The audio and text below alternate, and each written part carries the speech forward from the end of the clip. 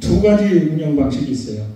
왜냐면 아까 그 얘기한 대로 의정부가 정책 결정을 해서 6조의 일을 내서 시키고 그게 이제 감찰을 받고 이렇게 돼 있다 그러잖아요. 그러면 이게 모든 일은 여기 이제 임금이 의정부에 지시를 하고 그거를 받아서 논의를 해가지고 6조에 뿌려주는 구조. 반대로 6조에서 뭐 일을 했잖아요. 아니면 일이 일어났잖아. 이거를 의정부에 보고를 해가지고 여기서 임금한테 보고를 하는 체제. 이게 의정부, 정부의 역할이란 말이에요. 근데 그게 이제 정상적인 그 어떤 프로그램인데, 프로세스인데 이게 임금이 어떤 사람이냐에 따라 가지고 이건 달라질 수가 있어요. 그러면 임금이 막강해. 저 영의정이 저 노털들이 사사건건 잔소리만 하더라. 아, 너들 치워버려. 내가 6조 데리고 판서들 데리고 직접 일을 할게. 그렇게 할 수도 있잖아요. 그 다음에 이제 뭐 정변이 일어났어. 그래서 임금을 새로 대신들이 옹립을 했어. 그러면 대신들 파워가 세잖아요. 그러면 임금이 어떻게 해? 대신들하고 의논할 수밖에 없잖아요. 힘이 없으니까. 그러면 의정부의 역할이 또 막강해져요. 그러니까 두 가지 방식이 있어. 의정부라는 게 항상 역할을 국정을 다 다스렸다는 게 아니라 시기에 따라서 예를 들면 의정부 소사제 이거는 반드시 의정부가 중간에 끼어 들어가는 방식이야. 반대로 6조 직계제 이거는 6조에서 직접 임금한테 보고한다는 얘기죠. 그 6조 직계제 이런 방식이 여기 보면은 시기별로 이렇게 다르단 말이에요. 임금이 누구냐에 따라서 예를 들면 이제 태종 말년에 아니면 세종대왕 때 꽉 장악을 하고 있잖아. 그러니까 이때는 또 임금이 힘이 없어서가 아니라 임금이 힘이 넘치고 빠삭하게 파악이 돼 있으면은 대신들 시켜서 너희들이 알아서 해라. 의논을 해서 이렇게도 되잖아요. 이게 때마다 이렇게 달라. 요거를 제가 이렇게 정리를 좀 해봤습니다. 이해되시죠? 의정부 소사제가 있고 직계제 있고 이렇게 두 가지 방식이 있었다. 얘기가 있고 그 다음에 이제 요거는 제가 좀 생략을 할게요. 이것도 생략을 할게요. 의정부 대신들이 아주 달고 다른 그렇게 아주 정치에 달관된 사람들 정일품이니까 이런 분들이잖아. 그래서 의정부 구성을 보면 이게 지금 12명이죠. 12명이야. 12명인데 그러면 의정부가 12명이 일을 했느냐 하면 그게 아닌 게 서리, 아정이 있죠? 서리는 이거 빼고 얘기하는 거야. 그러니까 여러분 여기 보면은 이게 조선의 벼슬 자릿수가 5,600개 벼슬이 있었는데 이 벼슬에는 서리가 빠져 있어요. 정일품부터 정구품까지 있는데 거기에는 서리가 빠져 있다고. 서리가 지금 말로 하면 뭐가 돼요? 지방공무원 됩니다. 지방공무원. 의정부 시청 공무원들은 빠져 있어요. 양주 모기에 아전들은 빠져 있다. 그리고 이제 이게 계산을 하는 거예요. 그러니까 여러분 관리 이러잖아요. 관리. 탐관, 오리 이런 말도 있잖아요. 탐욕스러운 관과 더러운 아전 이런 얘기잖아요. 탐관, 오리. 그래서 관은 명령하는 사람이고 리는 그거를 집행하는 사람이야. 결재권자가 관이고 리는 그거 집행하는. 그래서 여기 이 구성에 여기 12명인데 아전들이 딱 빠져 있다는 얘기죠. 그런데 이제 의정부 관원들은 막강하니까 여기 보세요. 의정부 관원들이 의례에 경하는 게 있어. 아까 여러분 정문부 선생 묘에 뒤에 정침, 정신 이런 분들 묘비 봤으면 알겠지만 벼슬직함이 주르륵 나와 있거든. 그것들이 다 겸직이에요. 그러니까 이게 무슨 얘기냐면은 의정부 영의정을 하면은 경연사 겸 영경연사 겸 영훈문관사 영사 있죠? 그 다음에 겸 영춘추관사 이런 식으로 겸직을 하는 거야. 그래서 수십자 되는 그 영의정 벼슬의 그 벼슬들이 사실은 딱 하나, 영의정이라고만 적으면 끝나는 거야. 당연히 경직을 하는 거예요. 이런 이제 해서 마당걸로 다 그 기능을 했는데, 그 중에 여러분 신경 쓸 거는 뭐냐면은 그 비변사라는 걸 좀 신경을 쓰면 됩니다. 비변사의 그 도제조라는 거, 제조라는 벼슬이 있는데, 그 제조들을 거느릴 도시어째 도자 있죠? 그 도회지의 도자, 그 도자, 도제조라는 거를 영의정, 좌의정, 우의정이 겸합니다. 자, 그거를 왜 말씀을 드리냐면은, 조선의 최고 의결기관이 그 의정부라고 여러분 알고 있잖아요. 근데 그 의정부 실수한 게 사실은 뭐 그렇게 센 게 아니에요.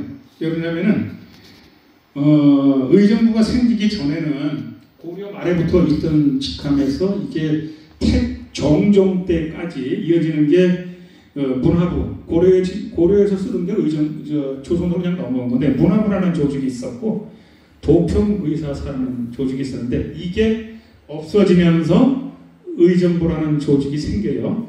영의정부사, 영의정이 등장하는 그게 생기고, 그런데 이게 계속 가는 게 아니고 나중에 비변사라는 조직이 또 생깁니다.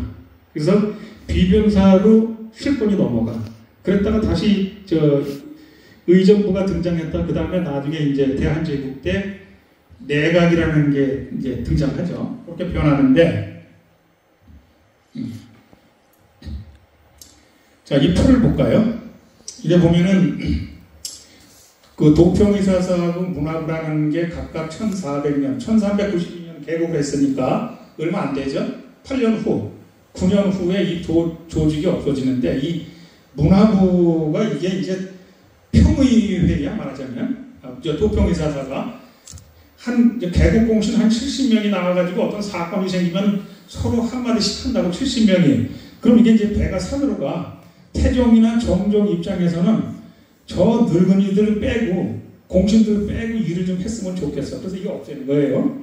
자, 그래서 이제 의정부가 생겼는데, 의정부가 1592년에, 그 이전에 이제 여기 보면은 1510년경에 비변사라는 건 뭐냐면 가출비자에다가 변방변자 써가지고, 변방에 문제가 생기면 대응할 수 있는, 군사적 대응을 할 수 있는 사령부 아니면 기관, 이게 비변사거든요. 그 임시기구지. 예를 들면 무슨 제가 저기 하나 적었지만, 전두환이가 국가보위 비상대책위원회 이런 거 만들었잖아. 그런 거예요, 이 비변사가. 이렇게 만들었는데, 그러니까 이제 무슨 외구가 쳐들어온다거나 여진적이 쳐들어오면 그때 딱딱딱딱 모여가지고 임시로 의논을 하고 이랬던 건데, 1592년에 임진왜란이 일어나네. 그러면 이거는 이 당시에는 이제 이게 전시 체제가 된 거잖아요.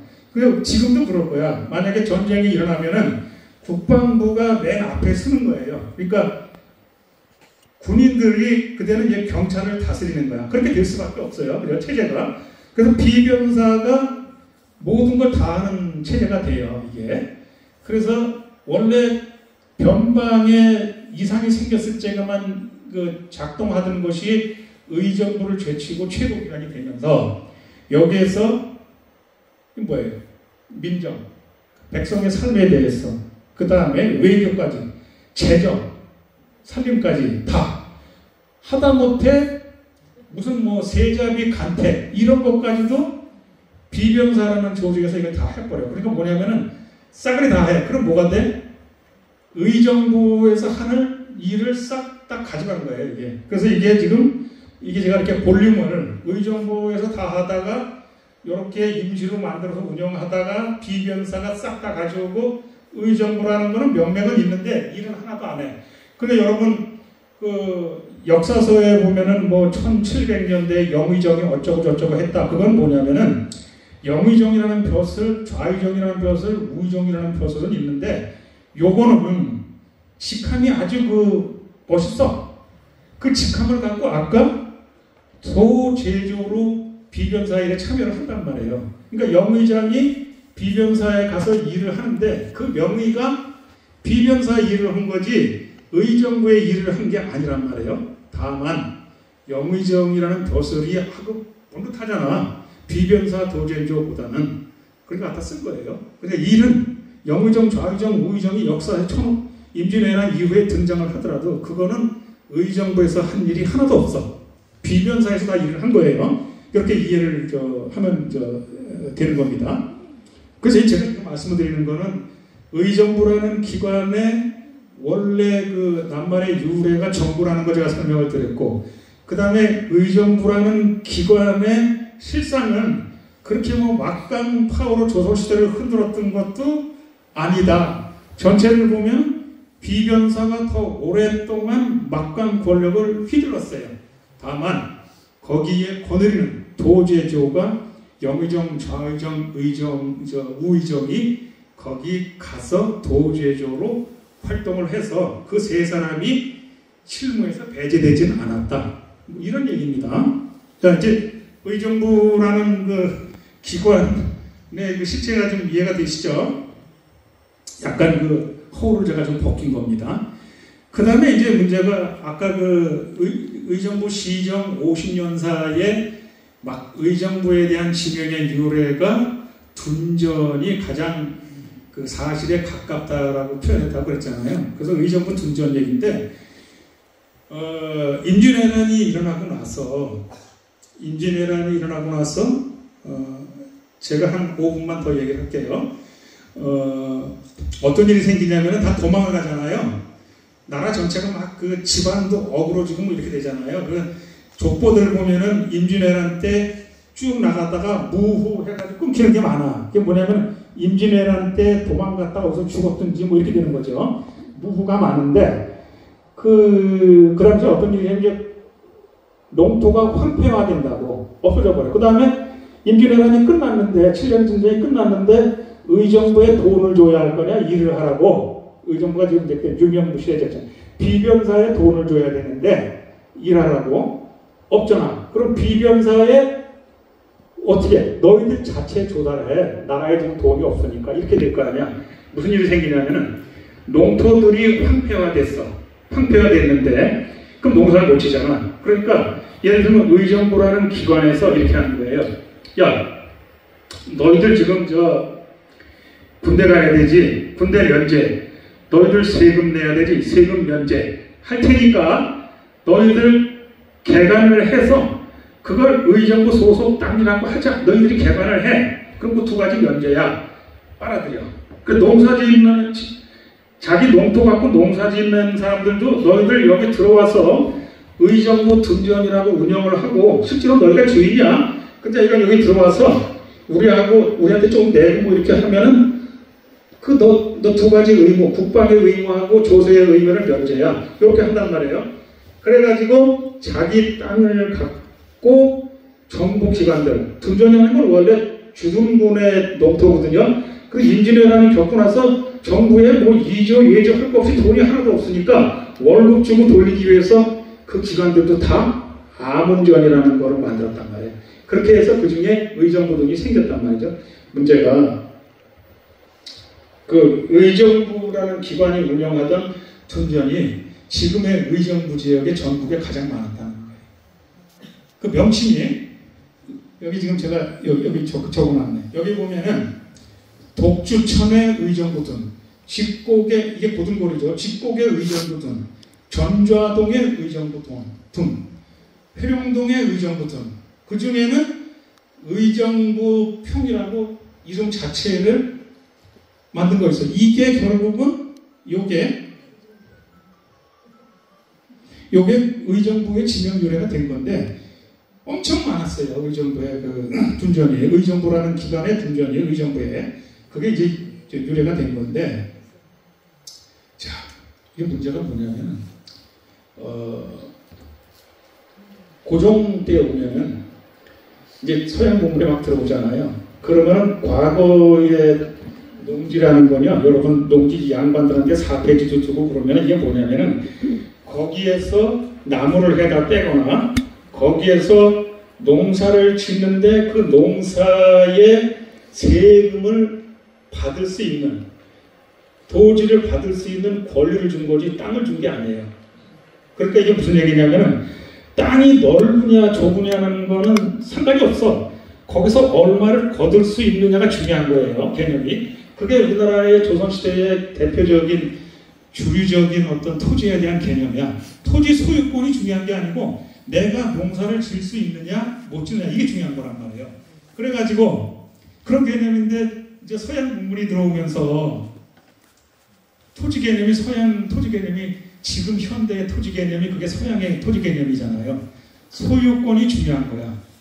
그 농사 짓는 거는 내가 소유권만 있으면은 토지가 그 누구를 너 농사 줘, 너 들래? 네가 줘. 이렇게 바꾸는 게 상례잖아요. 그게 지금 토지 개념이잖아. 누구 명의로 돼 있느냐가 중요해. 그래 이제 구한 말에 어떤 일들이 여러 개의 사건들이 생기는데 국유화를 진행을 해요. 토지에. 그래서 둔전의 국유화. 근데 아까 얘기했던 대로 문제는 뭐냐면은 조상 대대로 수백 년을 이게 내 땅이고 내가 좀 편리하게 살기 위해서 세금 안 내고 군역을 면하기 위해서 의정부라는 기관에 거기 땅이라고 등록을 해놓고 내가 농사를 짓고 있었는데 어느 날 갑자기 이게 정부 땅이다 이렇게 나오는 거예요. 정부에서. 정부 땅이 되는 거예요. 근데 이거를 증명할 방법이 없어요. 수백 년이 지나면은 근거가 없어, 근거가. 그리고 그 과정에서 이런 개념들이 없는 사람들이 하다가 땅을 뺏겨. 의정부에 여러분 그 가는동에 가면은 강진구라는 사람 많이 들어봤죠? 저기 느티나무 가는동에 있잖아. 거기 수백 명 그 소작인을 거느리는 강진구라는 사람이 있었는데 이분이 내관 출신이에요. 그 다음에 가는동 그 안골입구에 그 문태영이라는 사람 뒤에 공덕배 하나 서 있는 거죠. 있죠? 그 사람의 땅에 밤낮과 수만 그루가 있었다는 기록이 이제 일제시대 그 신문에 나온단 말이에요. 그런 것들이 그 문태영은 고종의 시종이었어요. 시종. 고종 밑에 있던 사람이지. 그만두고 의정부로 내려온 거야. 연고가 있는 사람이 아니야. 강진구도 내관, 환관이요. 환관의 후손인데 어느 날 의정부에 딱 등장을 해. 이게 왜 그러냐면은 국유화 과정을 하면서 이게 결국은 이게 동양 척식회사 들어오고 뭐하고 되면서 결국은 소유권을 잃은 사람들이 만주로 막 떠나가잖아요. 유민이 생기고 저 지방 전체적으로 다 그렇잖아요. 그 과정에서 뭔가를 많이 아는 사람들이 이게 판세가 이렇게 돌아가는 거를 불법을 저질렀다는 게 아니라 적법하게 그런 행위들을 해서 이제 고종한테 좀 받거나 아니면 땅을 헐값에 막 사거나 아니면 문서가 약간 변형이 되거나 이런 사람들이 저는 문태영, 강진구 그 다음에 누구냐 하면은 신태효라는 분이 있어요. 신태효가 신서구의 부친인데 신서구가 뭐냐면은 대한민국이라는 국호를 만든 사람이에요. 임시정부에서. 그 사람이 의정부 사람, 가릉동 이쪽 사람인데 이 사람들이 거의 그런 식으로 해서 둔전을 소유를 하게 됐다. 이거 불법 얘기하는 건 아닙니다. 그리고 신태유의 땅이 신서구에 넘어갔다가 그 땅이 결국은 반응모 조선일보 사주 있죠. 한테까지 이렇게 좀 연관이 돼 있겠다. 그래서 반응모 그 일가의 그 선산이 지금 가는동에 있잖아요. 캠프시아 시주에. 그게 다 그런 연관입니다. 이거는 그 불법 얘기하는 건 아니고 이런 그 적이 있습니다. 그래서 의정부라는 지명, 그 다음에 의정부의 그 사회사업, 자선사업 하던 그 일제시대의 그 강진구, 문태영 내지는 신서구 내지 조선일보 사주, 뭐 이런 분들의 어떤 연고가 의정부의 그 많았던 둔전하고 좀 묶여있다. 이 정도까지만 오늘 제가 좀 말씀을 드릴게요. 자, 이거 제가 4월 5일날 그 일정을 말씀을 드리는 건데 이게 업경관이라고 그래요.